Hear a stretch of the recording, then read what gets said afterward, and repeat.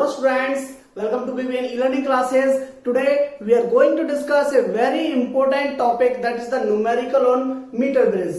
जैसा कि मैंने आपको लास्ट वीडियो में बताया था कि मीटर ब्रिज पर कुछ न्यूमेरिकल्स भी पूछे जा सकते हैं. ओके, तो here is a numerical from the NCERT and it is the unsolved numerical number 10. Okay, मुझे लगता है कि इस न्यूमेरिकल में मीटर ब्रिज के सारे कंसेप्ट को कवर किया गया है.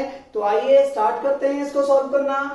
In a meter bridge, the balance point is found to be at 39.5 centimeter from the left end A.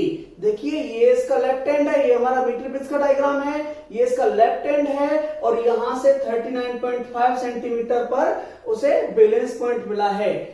If an unknown resistor X is in the left gap and a known resistor Y of resistance 12.5 ohm is in the right gap. देखिए किसी भी numerical को अच्छे से करना है तो हमें सबसे पहले उसकी कंप्लीट स्टेटमेंट एक बार पढ़ लेनी चाहिए और उसको अंडरस्टैंड करना चाहिए. उसके बाद हमें लाइन बाय लाइन जाना चाहिए और अच्छी अंडरस्टैंडिंग जब बनती है जब हम उसके करस्पॉन्ड में एक फिगर भी ड्रॉ कर लेते हैं. फिर कहीं ना कहीं हमारे अंडरस्टैंडिंग लेवल ज्यादा अच्छा हो जाता है, न्यूमेरिकल्स को सॉल्व करना हमारे लिए आसान हो जाता है.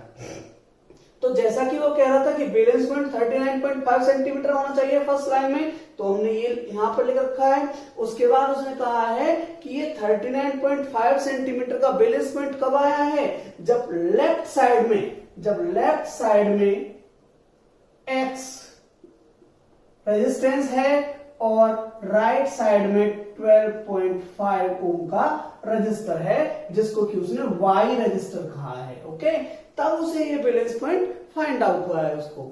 ओके, तो उसके बाद हम आगे बढ़ते हैं. Determine the resistance of X. अब हमें ये X रेजिस्टेंस ज्ञात करना है. ओके, पता करना है, फाइंड आउट करना है. ओके, तो देखिए हमें यहां पर कहीं ना कहीं कंसेप्ट के थ्रू ही जाना है और बहुत सारे बच्चे S is equal to 100 minus L divided by L into में R इस फॉर्मूले को याद कर लेते हैं, क्रैम कर लेते हैं और वो इस जैसे न्यूमेरिकल्स में जाके अटक जाते हैं. क्यों अटक जाते हैं? क्योंकि उन्होंने जो ये न्यूमेरिकल में फॉर्मूला फाइंड आउट किया हुआ है वो फाइंड आउट किया है जब हमारा नॉन रेजिस्टेंस इस राइट गैप में है. ओके, बट उसने यहां पर इंटरचेंज कर दिया है. उसने राइट गैप में जो रेजिस्टेंस लिया है वो कौन सा लिया है, उसकी वैल्यू उसने दी है एक तरीके से, वो उसने फाइंड आउट कर रखा है पहले से ही. और जो लेफ्ट गैप है वहां पर उन्होंने अननोन रेजिस्टेंस यूज किया है. तो थोड़ा सा कॉम्प्लेक्स हो गया उन बच्चों के लिए. वैसे करने के लिए बहुत ज्यादा डिफिकल्ट नहीं है. हमें यहां पर एस की वैल्यू पता है तो 12.5 इज इक्वल टू एल की वैल्यू हमारी 39.5 है. तो यहां पर 100 माइनस 39.5 कितना हो जाएगा 60.5 इंटू में R. और यहां से हम R को लेफ्ट साइड में ले आएंगे क्योंकि हमें R फाइंड आउट करना है. R is equal to 12.5 into 39.5 divided by 60.5 and the answer will come 8.16 ohm. Okay, ऐसे भी ये क्वेश्चन आराम से हो सकता है. हमें पता है कि हमारा जो राइट गैप में रजिस्टर लगा हुआ होता है that is the S, left में जो लगा हुआ होता है दैट इज द R. पर मैं आपको एक और आसान तरीका इसके लिए बताऊंगा और जिससे कि आपके लिए क्रैमिंग कम हो जाएगी. और जितनी आपके लिए क्रैमिंग कम होगी सॉल्यूशन उतना अच्छा होगा, मिस्टेक्स उतनी ही कम होगी. क्योंकि जनरली क्रैमिंग जब हम करते हैं किसी भी चीज की तो एग्जाम में जाकर उसे भूलने का डर रहता है. ओके, तो हम व्हीटस्टोन ब्रिज का basic formula P by Q is equal to R by S ही याद रखेंगे. ओके, और हमें पता है P क्या होता है, बेसिकली AJ लेंथ की रेजिस्टेंस होती है हमारी P. ओके, J भी लेंथ की वायर की रेजिस्टेंस होती है हमारी Q. R हमारा ये रजिस्टर है, S हमारा ये रजिस्टर है. ओके, यहां तक सभी लोग क्लियर हुआ. तो बेसिकली P और Q को हम इन टर्म्स ऑफ लेंथ लेते हैं. क्यों लेते हैं, कैसे लेते हैं, ये मैंने आपको मीटर ब्रिज में एक्सप्लेन किया हुआ, आप वहां से जाकर देख सकते हैं. तो अब P और Q की जगह लेंथ यहां पर ले लेंगे. P की लेंथ जो है दैट इज 39.5 और Q की लेंथ हो गई 100 माइनस 39.5. 12.5। आर की वैल्यू क्या है हमारी x, ओके। एस की वैल्यू 12.5। देखिए हमें जितना कम क्रैंक करना पड़ेगा उतना अच्छा रहेगा। अभी हमें व्हीटस्टोन ब्रिज की बैलेंस कंडीशन है, ये तो हमें याद रखनी पड़ेगी और उसी से हमारा क्वेश्चन हो रहा है, ओके।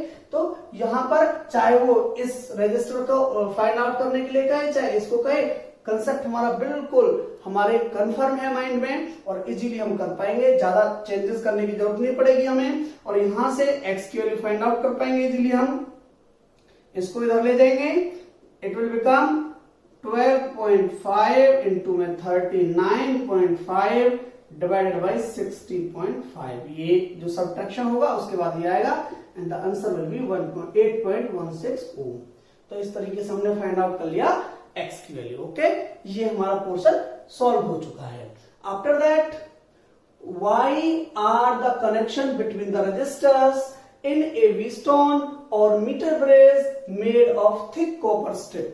जब मैंने आपको मीटर ब्रिज कंसेप्ट किया था आपके लिए सॉल्व इससे जस्ट पहली वीडियो में, तो वहां मैंने आपको बताया था ऐसा ही कंसेप्ट कि मीटर ब्रिज के अंदर जो ये कॉपर स्ट्रिप्स यूज किए जाते हैं उन्हें यूज करने का मेन रीजन होता है एरिया ऑफ क्रॉस सेक्शन को इंक्रीज करना, क्योंकि एरिया ऑफ क्रॉस सेक्शन से इनवर्सली प्रोपोर्शनल होता है रेजिस्टेंस। रेजिस्टेंस इनवर्सली प्रोपोर्शनल है एरिया ऑफ क्रॉस सेक्शन के, और जैसे ही area of cross section increase होगा तो रेजिस्टेंस हमारा घट जाएगा। और इन स्ट्रिप्स की वजह से या इनके रेजिस्टेंस की वजह से, कनेक्टिंग वायर के रेजिस्टेंस की वजह से जो भी एरर है वो मिनिमाइज हो जाएगा, एक्यूरेसी हमारी इंक्रीज हो जाएगी, ओके।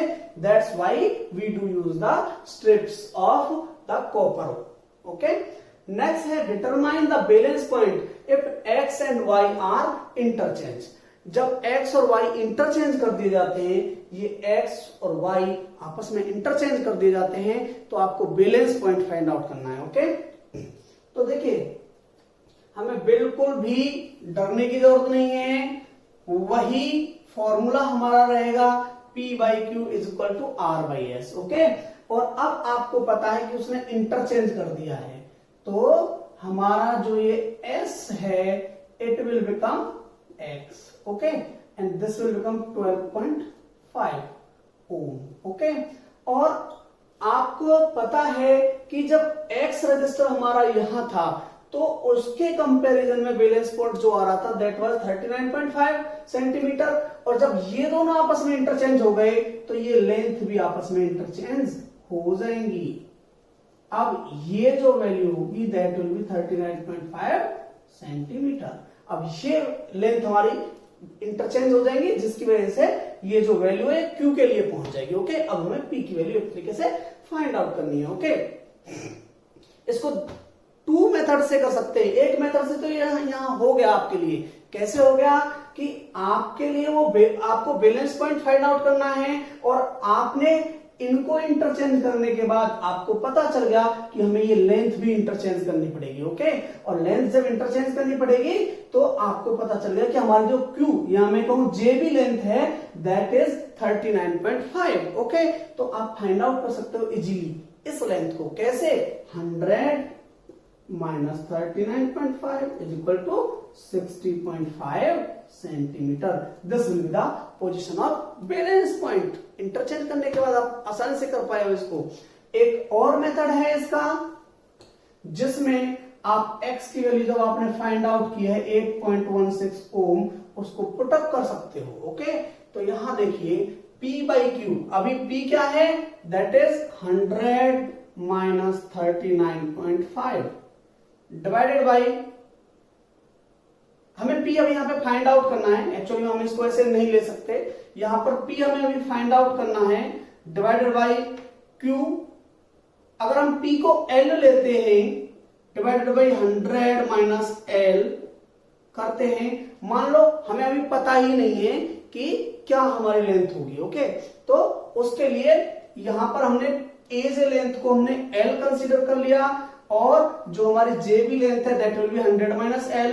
P और Q की वैल्यू हमने यहां इस फॉर्मूले में पुट अप कर दी। उसके बाद आती है बात R एंड S की वैल्यू की। R की वैल्यू क्या हो गई 12.5, S की वैल्यू क्या हो गई 8.16, ओके, अब यहां से जब आप इसको कैलकुलेट करोगे, this will become L 8.16 L is equal to 12.5 into में 100 माइनस 12.5 L।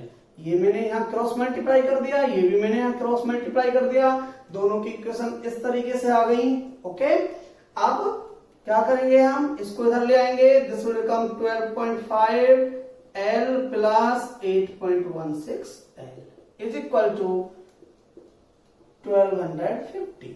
ओके, उसके बाद हम दोनों को यहां पे ऐड करेंगे, ऐड करने के बाद this will become 6 and 20.66 L is equal to 1250। अब यहां से L की वैल्यू जब हम फाइंड आउट करेंगे, that will become 1250 divided by 20.66, the answer will be 60.5। Okay, इस तरीके से हमारा आंसर आ जाएगा 60.5, सेम आंसर है। ओके, जिसको कंसेप्ट अच्छे से समझ में आ गया वो तो इसको इंटरचेंज करके डायरेक्ट यहां से फाइंड आउट कर सकता है बहुत ही इजीली और बहुत ही कम टाइम में। अगर नहीं आपको समझ में आया है कोई दिक्कत नहीं, हमें दोनों रजिस्टर्स की वैल्यू पता है, इसकी वजह से हम रेशो निकाल लेंगे आर एंड एस का, ये वाला रेशो हम फाइंड आउट कर लेंगे और हम पी को मान लेंगे एल लेंथ, और ये हमें पता 100 माइनस एल लेंथ। इन दोनों का भी रेशो वही होना चाहिए जो आर और एस का है, और इस तरीके से हम इक्वेशन बना के यहाँ पे फाइंड आउट कर सकते हैं। ओके, एक और बहुत ही इंटरेस्टिंग पोर्शन है इस क्वेश्चन का जो कि सबसे ज्यादा डिफिकल्ट है और अंडरस्टैंडिंग लेवल उसके लिए बहुत ही अच्छा होना चाहिए। व्हीटस्टोन ब्रिज कंसेप्ट भी उसको समझ में आया हुआ होना चाहिए। That is the C portion of this numerical. और क्या कहता है वो सी पोर्शन, वो कहता है what will happen if the galvanometer and the battery are interchange, इन दोनों को इंटरचेंज कर दिया जाए तो क्या होगा। ओके, तो इसके लिए आपको मैं छोटी सी बात यहां पर व्हीटस्टोन ब्रिज लेकर समझाना चाहूंगा। और मैंने आपको जब मीटर ब्रिज समझाया था तो मैंने बहुत अच्छे से आपको बताया था कि किस तरीके से हमारा मीटर ब्रिज जो है बेसिकली एक व्हीटस्टोन ब्रिज ही है। ओके,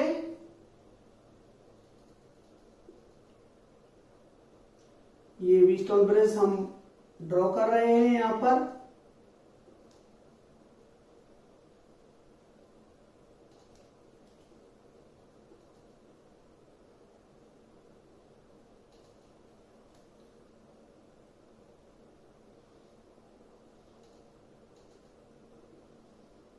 डायग्राम बनते ही आपको भी व्हीटस्टोन ब्रिज याद आ जाएगा।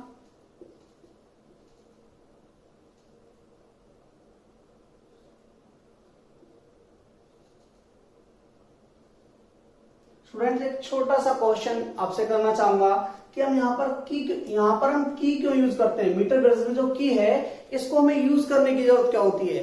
तो इसका आंसर है कि अगर हम यहाँ पर की यूज नहीं करेंगे तो ये वाला जो सर्किट है इसमें हमेशा ही हमारा करंट फ्लो होता रहेगा, और उसकी वजह से जो हमारी वायर है, कनेक्टिंग वायर्स हैं या ये हमारी मैग्नेट वायर है, ये हीट अप हो जाएंगी। और हीट अप होने की वजह से आपको पता है रेजिस्टेंस में चेंज आते हैं, रेजिस्टिविटी भी चेंज होती है। तो उसी चीज को नेग्लेक्ट करने के लिए हम की रखते हैं, और जैसे ही हमारा ये जो रेजिस्टर्स वगैरह हम यहाँ पर नॉन रजिस्टर, अननोन रजिस्टर वगैरह सब सेटअप कर देते हैं, तभी हम इस की को ऑन करते हैं और उसके बाद ही हम यहां से मेजर करना स्टार्ट करते हैं, जो की को स्लाइड करना स्टार्ट करते हैं। तो उससे हमारा हीटिंग इफेक्ट नहीं आता है। Okay, this is the reason.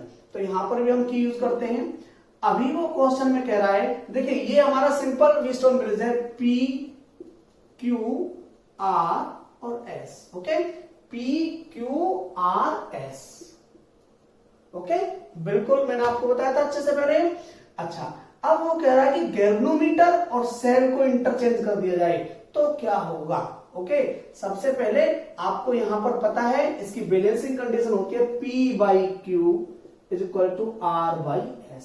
कैसे, this and this divide by this is equal to this divide by this. कहने का मतलब है कि अपोजिट आर्म्स का रेशो ऊपर और नीचे दोनों जगह बराबर होता है तो हम व्हीटस्टोन ब्रिज को क्या मानते हैं, बैलेंस्ड पोजीशन में मानते हैं। Okay, P by Q is equal to R by S। Okay, ये आपको पता है अच्छे से। अब हम जो कंडीशन उसने कहा है उसको अप्लाई करते हैं कि हमने गैल्वेनोमीटर यहां ले लिया और सेल हमने यहां ले लिया, और उसने कहा है what will happen if the galvanometer and the cell are interchange at the balance point. Balance point पर इनको चेंज किया जाता है। ओके, तो सबसे पहले मैं नेमिंग कर लेता हूं। Let this point is A, this point is B, this point is C and this point is D. Okay, ये बेसिकली मेरी सर्किट बन गई। ओके, अब इसमें मुझे चेंज करना है। ओके, तो मैं क्या करूंगा, अभी हमें क्या करना था, अभी हमें इस तरीके से चेंज करना है कि यहां पर मैंने गैल्वेनोमीटर की जगह बैटरी एंड बैटरी की जगह पे गैल्वेनोमीटर। ओके, कर दिया मैंने। अब इस सर्किट को थोड़ा सा मैं चेंज करना चाहूंगा ताकि आपकी अंडरस्टैंडिंग बढ़ सके। ओके, तो देखिए ए एंड बी के पॉइंट्स के बीच में गैल्वेनोमीटर एंड एक की लगी हुई है, सी एंड डी पॉइंट्स के बीच में एक बैटरी लगी हुई है, या मैं कहूं सेल लगा हुआ है। ओके, तो मैं यही स्ट्रक्चर रखूंगा, बस थोड़ा सा चेंज करूंगा ताकि आपको समझ में ज्यादा अच्छे से आए। एक नया व्हीटस्टोन ब्रिज बन जाएगा हमारा, और फिर हम आगे इस क्वेश्चन में प्रोसीड कर पाएंगे। ओके, सी एंड डी में सेल लगा हुआ है, सी एंड डी के बीच में। ओके, दिस इज ई, और ए और बी के बीच में गैल्वेनोमीटर एंड एक की लगी हुई है। ओके, सेम स्ट्रक्चर, ए और बी के बीच में गैल्वेनोमीटर एंड एक की लगी हुई है, सी एंड डी के बीच में एक बैटरी लगी हुई है। ओके, अब यहां पर एक नया व्हीटस्टोन ब्रिज बन गया। कैसे बन गया, देखिए, this divided by this is equal to this divide by this. हमारी नई बैलेंसिंग कंडीशन हो गई इस व्हीटस्टोन ब्रिज की सेटिस्फाई करने की। ओके, बैलेंस पॉइंट की कंडीशन हमारी क्या हो गई, Q by S is equal to P by R, P by R. Okay, ये नया व्हीटस्टोन ब्रिज बन गया। अब ये कब बैलेंस्ड होगा, जब ये कंडीशन सेटिस्फाइड रहेगी। ओके, अब हम देखना चाहिए कि क्या ये कंडीशन सेटिस्फाइड है, जबकि हमें पता है कि ये पहले से सेटिस्फाइड है। ओके, थोड़ा सा चेंज मुझे करना पड़ेगा। अगर मैं इस R को यहां ले आऊं, Q को मैं वहां ले जाऊं, तो मेरा जो इक्वेशन है that will be P by R is equal to Q by S. इसी कंडीशन से मुझे ये भी फाइंड आउट मैं कर पा रहा हूं, ये भी इसी के इक्वल है इक्वेशन बिल्कुल, और यही मेरी बैलेंसिंग कंडीशन है इस ब्रिज की। ओके, इसका मतलब है कि जो हमारा पहला ब्रिज था जिसमें यहां नीचे ए और बी के बीच में बैटरी लगी हुई थी, सी और डी के बीच में गैल्वेनोमीटर लगा हुआ था, उसमें जब वो बैलेंस्ड था तो ये भी उसी कंडीशन के लिए बैलेंस्ड है। ओके, बैलेंस्ड है। तो इस तरीके से अब देखिए इस आर्म में, ए बी जो आर्म है इसमें कोई भी करंट फ्लो नहीं करेगा, जैसे वहां पर सी और डी में नहीं कर रहा था। ओके, और जब कोई भी करंट इस ए बी आर्म से फ्लो नहीं करेगा तो इसका मतलब गैल्वेनोमीटर की रीडिंग क्या होगी, 0। No reflection will be there in the galvanometer after interchanging the galvanometer and the cell when the balance point is already achieved in the Wheatstone bridge या मीटर ब्रिज। ओके, तो ये चीज आपको अच्छे से अब समझ में आ चुकी होगी। एक छोटा सा डाउट रहता है स्टूडेंट्स को, उसे भी मैं क्लियर करना चाहूंगा। बहुत सारे स्टूडेंट कहते हैं सर मीटर ब्रिज की स्पेलिंग METRE, मीटर ब्रिज इस तरीके से होनी चाहिए, और हमें देखने के लिए ये मिलती है, देखने के लिए हमें ये मिलती है METER। तो स्टूडेंट्स आपको कंफ्यूज होने की बिल्कुल भी जरूरत नहीं है। ये हमारा ब्रिटिश प्रोनाउंसिएशन होता है, उसमें METRE आता है। ओके, और ये हमारा अमेरिकन एसेंट होता है, इसमें METER आता है। हम जनरली अमेरिकन एसेंट यूज करते हैं और इसलिए इसको मीटर ब्रिज लिखते हैं। आप अगर ये लिखोगे तो ये रॉन्ग नहीं होगा बिल्कुल भी, आप ये वाली स्पेलिंग भी यूज कर सकते हैं। Okay students, so I think कि आपके मीटर ब्रिज का कंसेप्ट अच्छे से समझ में आया होगा। With these words I will like to end up my session. पढ़ते रहिए, बढ़ते रहिए। Thank you.